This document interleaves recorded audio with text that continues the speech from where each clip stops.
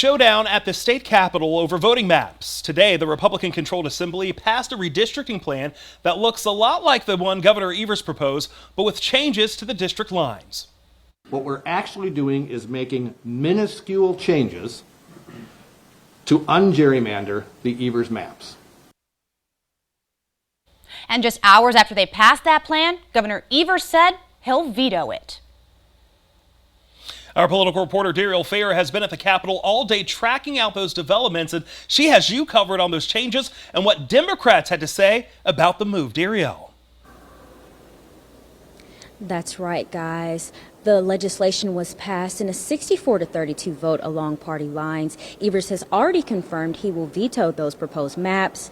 The proposal passed through the state legislature would alter the current boundaries for certain districts drawn through Evers maps to decrease the total number of incumbent Republicans having to compete against other incumbents for those redrawn districts.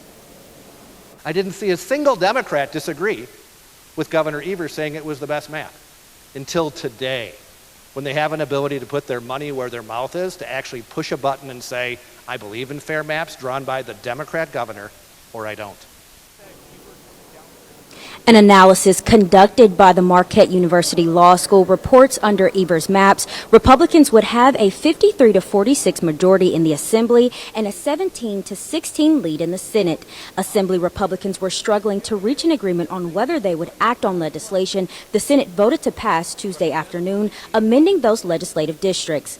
In a desperate final attempt to keep the authority of redrawing the state's electoral boundaries with the state legislature, Republicans are now trying to pass those proposed maps to keep the state Supreme Court out from having to make a decision.